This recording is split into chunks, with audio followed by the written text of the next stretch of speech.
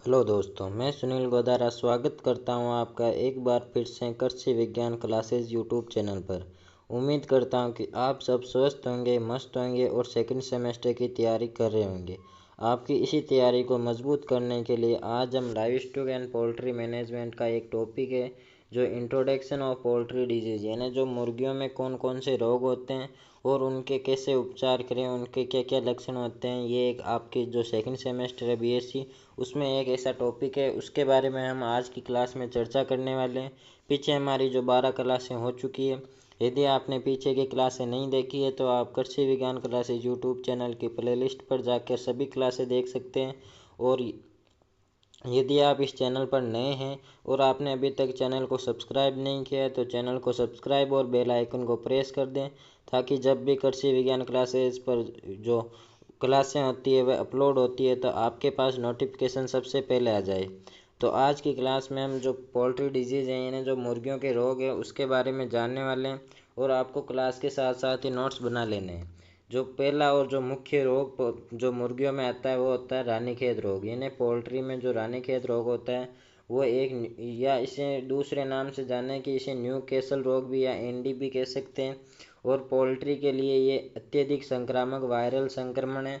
यानी जो मुर्गी होती है उसमें यह सर्वाधिक घातक रोग होता है।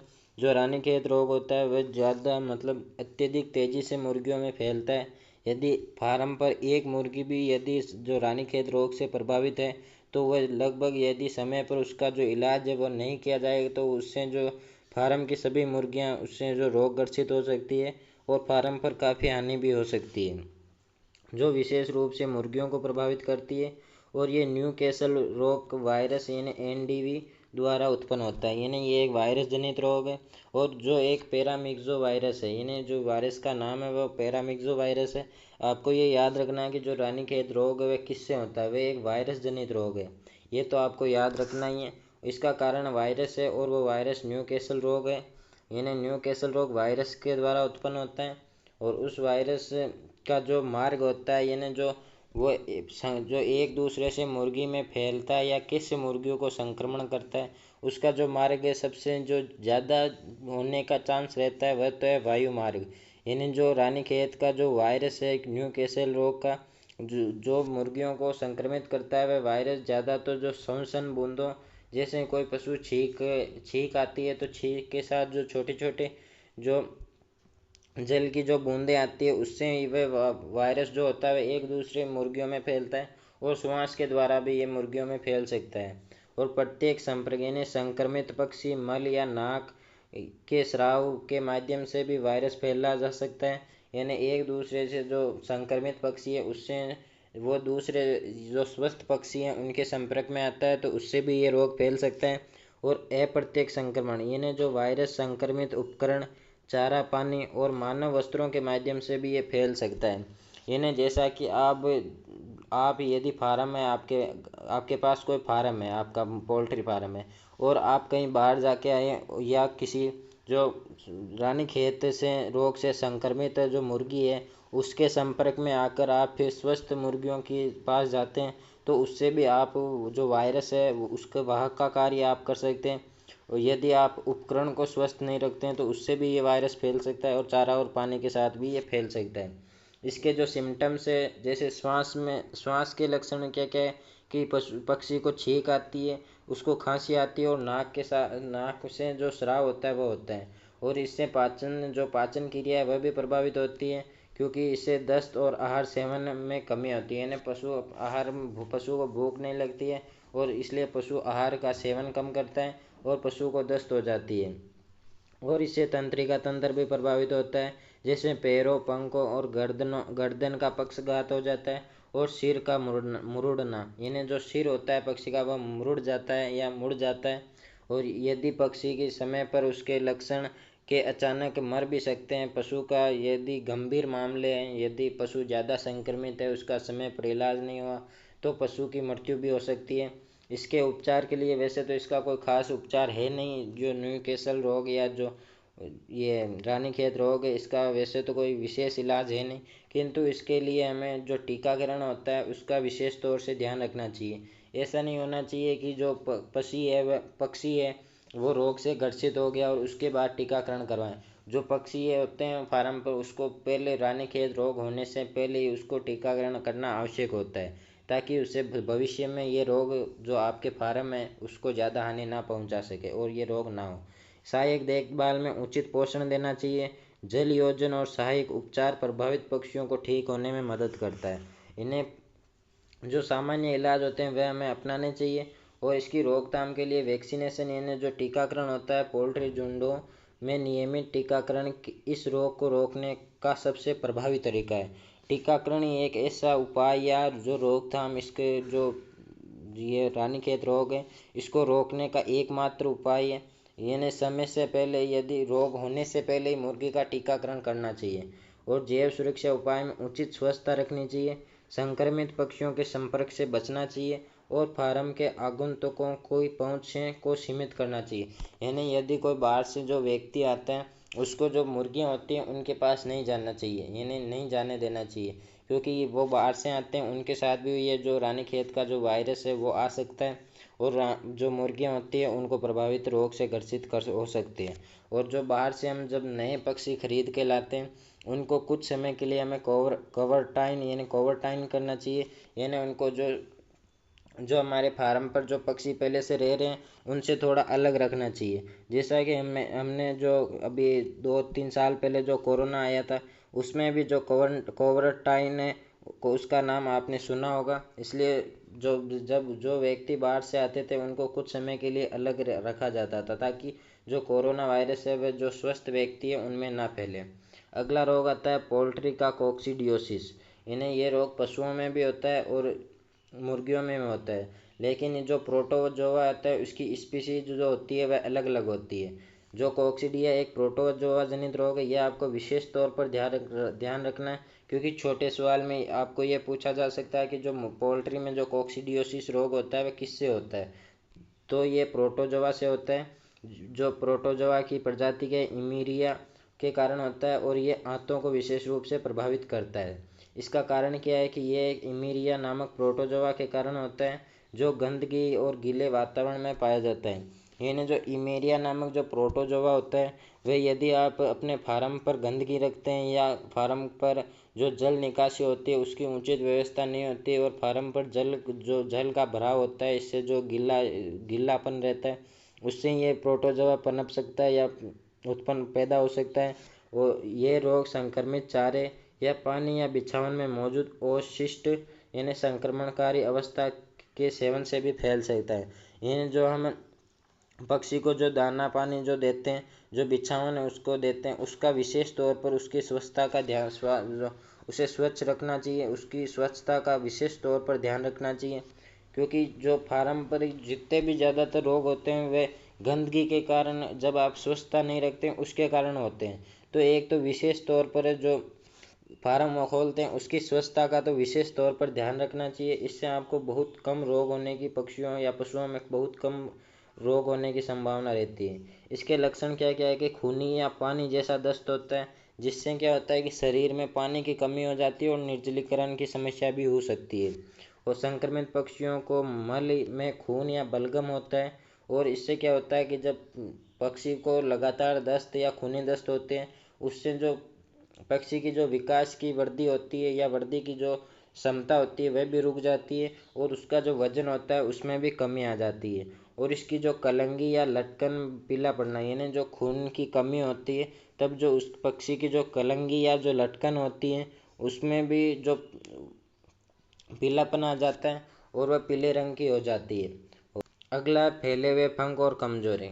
यानी इसमें जब कमजोरी होगी या पशु लगातार समय से बीमार होगा तो पक्षी सुस्त और हो जाता है और खुद को झुंड से अलग कर देता है। यानी जो पक्षी होता है वह बीमार होता है और वह खुद को सुस्त महसूस करता है, इसलिए वह जो झुंड में जो मुर्गियां होती हैं उनसे अलग कर लेता है और जो फार्म होता है उसके एक कोने में बैठ जाता है। और गंभीर यदि हमें समय पर इसका इलाज नहीं कराएं तो गंभीर मामलों में पक्षी की मृत्यु भी हो सकती है। और इसके उपचार के लिए हमें एम्प्रोलियम या सल्फामेडिन या टोल्ट्राजुरिल जैसे एंटी कोक्सीडियल दवाइयों का उपयोग कर सकते हैं। इन्हें जो प्रोटोजोआ जनित रोग हैं उसके लिए हमें ये दवाइयाँ विशेष तौर पर याद रखनी है। और इलेक्ट्रोलाइट और विटामिन सप्लीमेंट्स दिए जाते हैं ताकि पक्षी जल्दी ठीक हो जाए। यानी पक्षी को इलेक्ट्रोलाइट या विटामिन सप्लीमेंट भी दिए जाते हैं। इसकी रोकथाम के लिए हमें एक तो साफ़ सुथरा बिछावन प्रदान करना चाहिए, इन्हें बिछावन को सूखा रखें और नियमित रूप से बदलें। और दूसरा आता है कि चारे की रोकथामकारी दवाइयाँ, यानी संक्रमण को रोकने के लिए चारे में कोक्सीडियोस्टेट दवाइयाँ मिलाएं। यानी जो चारा होता है उसमें ये दवाई मिलाएं ताकि जो पक्षी होते हैं वे इस चारे के माध्यम से जो इसमें जो प्रोटोजोआज पनपते हैं वह इसी चारे में नष्ट हो जाए और वे मुर्गियों को रोग से ग्रसित ना करें। अगला आता है वैक्सीनेशन, यानी टीकाकरण समय पर करना चाहिए। बॉयलर और लेयर पक्षियों के लिए लाइव वैक्सीन उपलब्ध है। बॉयलर और लेयर क्या होते हैं ये हमने पीछे भी पढ़ा था। बॉयलर वे पक्षी होते हैं जिनको हम अंडे उत्पादन के पर्पज से पालते हैं, या जो अंडे देने वाली मुर्गियां होती हैं उन्हें बॉयलर कहते हैं। और लेयर पक्षियां वो होती है जो जिन मुर्गियों को हम मांस उत्पादन के पर्पज से पालते हैं या वह मांस उत्पादन के लिए पाली जाती है, उनको लेयर पक्षी कहते हैं। और इनके लिए लाइव वैक्सीन होती है वह उपलब्ध होती है। इनके जो इस रोग से प्रभावित होने से बचने के लिए ये टीकाकरण हमें करना चाहिए। और अगला आता है भीड़ भाव से बचें, यानी अधिक भीड़ गिल्लापन और संक्रमण का खतरा बढ़ाती है। यानी जो पक्षी होते हैं, जो जितने फार्म पर जितना स्थान है और जितने पर्याप्त पक्षी होते हैं, यानी प्रत्येक पक्षी को जितने स्थान की आवश्यकता होती है उतना स्थान प्राप्त करना देना चाहिए। ऐसा नहीं है कि फार्म छोटा है उसमें पक्षी 100 ही रखने की जगह आप उसमें 150 से 200 पक्षी रख रहे हैं। इससे जो होता है, इससे अधिक गिल्लापन जो होता है और जो बीमारी होती है वो जल्दी फैलने की संभावना रहती है क्योंकि पक्षी बहुत नज़दीक नज़दीक होते हैं। अगला आता है खूनी पेशिश या ब्लडी डायरिया, इन्हें खूनी पेशिश जिसे ब्लडी डायरिया भी कहते हैं। और पोल्ट्री में ये एक गंभीर पाचन तंत्र है। इन्हें जो खूनी पेचिश होता है ये पाचन तंत्र का रोग है और ये विशेष रूप से मुर्गियों को प्रभावित करता है। और ये पेट के भीतर खून के होने के कारण पहचान जाता है। और इसमें क्या होता है, जिससे पक्षी में निर्जलीकरण, कमजोरी और कभी कभी मृत्यु भी हो सकती है। इन्हें पक्षी में जो निर्जलीकरण का मतलब क्या होता है कि पक्षी में जल की कमी हो जाती है, पानी की कमी हो जाती है, जिसके कारण क्या होता है कि पक्षी की मृत्यु भी हो सकती है। और ये रोग आमतौर पर बैक्टीरियल संक्रमणों के कारण होता है, यानी ये एक बैक्टीरियल डिजीज़ है और बैक्टीरिया के कारण होता है। और इसका कारण ये है कि बैक्टीरियल संक्रमण है जो आमतौर पर साल्मोनेला स्पीशीज, यानी यदि आप जो खूनी पेशिश है इसकी स्पीशीज जो रोग का कारण की जो बैक्टीरिया इसकी स्पीशीज याद रखना चाहें तो रख सकते हैं। इसकी स्पीशीज साल्मोनेला और एसेरिचिया कोलाई बैक्टीरिया के द्वारा उत्पन्न होता है। यानी जो बैक्टीरिया होता है उसकी अनेक अनेक प्रजाति या स्पीशीज होती है। इसमें जो होता है एसेरिचिया कोलाई के नामक बैक्टीरिया से जो खूनी पेचिश है वह रोग होता है। और इसके लक्षण है मल में खून, इन्हें ब्लड ऑफ फिशेज। इन्हें सबसे प्रमुख लक्षण है मल में चमकीला लाल या काला रंग का खून होना। दूसरा आता है दस्त, दस्त का पानी जैसा और बदबूकार दस्त होती है जिससे म्यूकस भी हो सकता है। इन्हें और तीसरा है कि जो निर्जलीकरण, यानी अत्यधिक तरल पदार्थ की हानि के कारण पक्षियों में निर्जलीकरण के लक्षण, जिससे लटकते पंख और सूखी चोंच दिखाई देती है। यानी क्या होता है कि यदि पक्षी को लगातार दस्त लगती है और उससे जो तरल पदार्थ की हानि होती है, जिससे क्या होता है कि पक्षी के शरीर में जो पानी होता है उसकी कमी हो जाती है। इससे जो लटकते पंख दिखाई देते हैं और जो चोंच होती है वह सूखी हुई दिखाई देती है। अगला आता है कमजोरी और सुस्ती। सामान्य सी बात है कि जब पक्षी लगातार बीमार होगा तो उसमें जो सुस्ती और कमजोरी आना तो तय है और वह अपना पानी पीने का से इनकार कर सकते हैं, यानी वो खाना पानी नहीं पीते हैं या खाते हैं। और अचानक मृत्यु भी हो सकती है। यानी यदि गंभीर मामला है और पक्षी तेजी से निर्जलीकरण या सदमे के कारण भी अचानक मृत्यु हो सकती है। सदमे का कारण है कि हार्ट अटैक भी आ सकता है पक्षियों को, क्योंकि छोटी सी जान है, कब तक वह इस जो बीमारी इससे लड़ेगी। और इसका उपचार भी जो है वह क्या क्या है वह देखते हैं हम अब।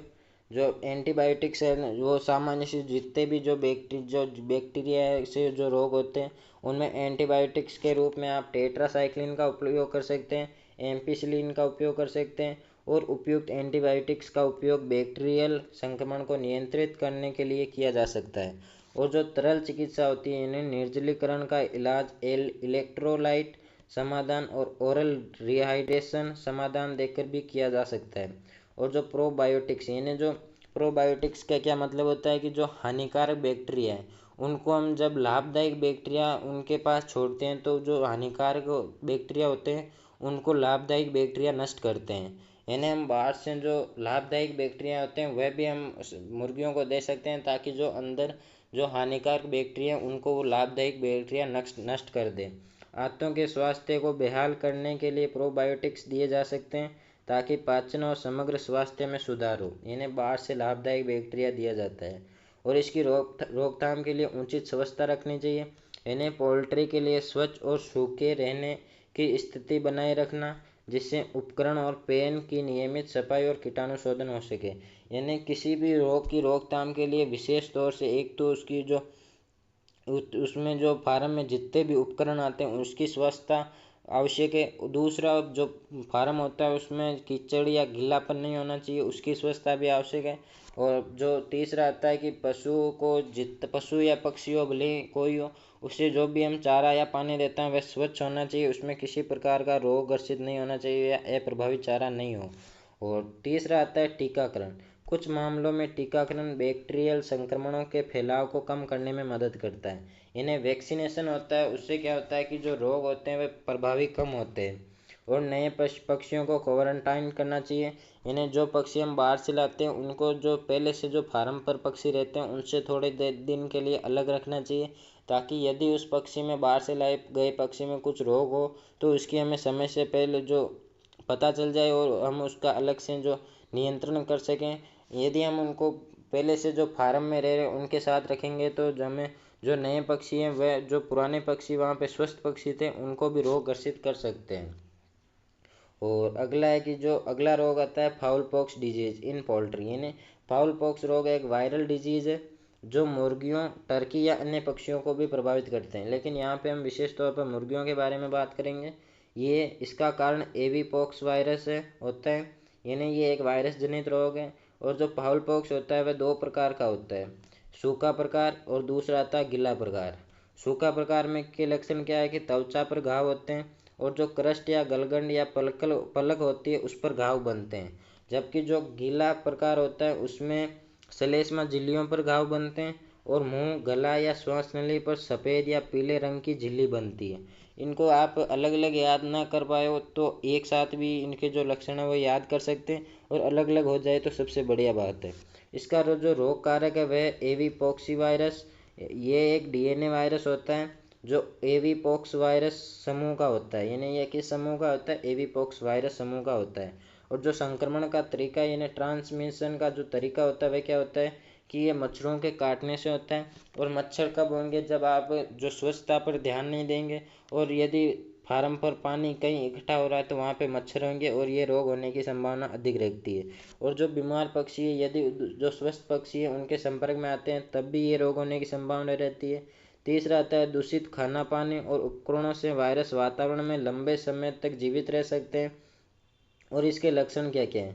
पहला हम पढ़ेंगे जो सूखा फॉर्म होता है, सूखा प्रकार होता है, उसके लक्षण क्या है कि पक्षी को भूख कम लगना। यानी ये भूख कम लगना, खाना नहीं खाना, तेज बुखार आना, ये तो आप किसी भी रोग में लिख सकते हैं क्योंकि ये सामान्य लक्षण होते हैं। और इसका आता है क्रस्ट, गलगंडी या आँखों पर पपड़ी बन जाती है। इन्हें क्या होता है कि पक्षी की आँखों पर या जो कोम्ब होती है, जो क्रस्ट जिसे कहते हैं, उस पर भी पपड़ी बन जाती है। और जो अंडा उत्पादन है उसमें भी कमी आ जाती है। यानी सामान्य सी बात है, यदि पक्षी बीमार होगा तो उसके जो उत्पादन है, भले ही वो मांस उत्पादन के पर्पज से पाली जा रही हो, भले ही वह अंडा उत्पादन के पर्पज से पाले जा रहे हो, भले ही वह जो पशु पालते हैं वह दूध उत्पादन के पर्पज से पाले जाते हैं, उसमें जो उत्पादन होता है पशु या पक्षी से, वो जब पशु या पक्षी बीमार होगा तो उसका उत्पादन तो कम होना तय है। और जो गीला प्रकार होता है उसमें सांस लेने में कठिनाई होती है, थूक का बहना, निगलने में परेशानी होती है। और जो मुंह में और गले में पीले घाव हो जाते हैं। यानी जो जो सूखा होता है उसमें तो पपड़ी बनती है, यानी जो त्वचा होती है वह सूखी हुई दिखाई देती है, त्वचा पर पपड़ी दिखाई देती है। लेकिन जो गीला होता है उसमें सांस लेने में कठिनाई होती है और निगलने में परेशानी होती है और मुंह और गले में पीले घाव हो जाते हैं। इसके रोकथाम और नियंत्रण के लिए क्या क्या उपाय अपनाने चाहिए? पहले तो सबसे पहले वैक्सीनेशन का ध्यान रखना चाहिए। 6 से 8 सप्ताह की आयु में वैक्सीनेशन करना चाहिए और मच्छरों का नियंत्रण करना चाहिए। बीमार पक्षियों को अलग रखना चाहिए। मुर्गी खाने और उपकरणों की सफाई करनी चाहिए। और इसके उपचार के लिए इन्हें ट्रीटमेंट के लिए कोई विशेष इसका इलाज नहीं है, लेकिन हम सहायक इलाज इसके लिए उपाय अपना सकते हैं, जिसमें सूखे घाव होते हैं उनको एंटीसेप्टिक लगाकर उन्हें साफ कर सकते हैं। और जो गीले प्रकार के जो नरम खाना और विटामिन हम पक्षियों को दे सकते हैं, ताकि उसे जो नरम खाना देंगे तो उसे निगलने में भी कठिनाई नहीं होती और वह आसानी से खा सकता है। और गीला प्रकार का देना चाहिए। ये जो आज का हमारा जो टॉपिक था कि जो पोल्ट्री में जो कौन कौन से डिजीज़ होते हैं, हमने 4 डिजीज़ के बारे में पढ़ा था। पहला हमने पढ़ा कि जो रानीखेत, दूसरा हमने कोक्सीडियोसिस पढ़ा, तीसरा हमने जो पढ़ा खूनी पेचिश, और चौथा हमने पढ़ा फाउल पॉक्स। ये 4 रोग हमने पढ़ा है। आई होप आपको अच्छे से समझ में आया होगा और आपने साथ साथ नोट्स भी बना लिए होंगे। तो आप इसके साथ साथ नोट्स बना लें और इन्हें याद भी कर लें। आपकी जो live stock and poultry management है उसका सिलेबस कंप्लीट हो चुका है। उसकी जो लगभग 13 क्लास से हमने कंप्लीट की है, 13 क्लास में हमने पूरा सिलेबस कंप्लीट कर लिया है। अब हम जो दूसरी सब्जेक्ट है उस पर भी चर्चा करेंगे। इसके लिए यदि आपने अभी तक भी चैनल को सब्सक्राइब नहीं किया है तो चैनल को सब्सक्राइब और बेल आइकन को प्रेस कर दें, ताकि जब भी दूसरी क्लास की या दूसरी सब्जेक्ट की क्लास अपलोड होगी तो आपके पास नोटिफिकेशन आ जाएगा। और जल्दी मिलेंगे नेक्स्ट सब्जेक्ट में। तब तक के लिए धन्यवाद। जय जवान जय किसान।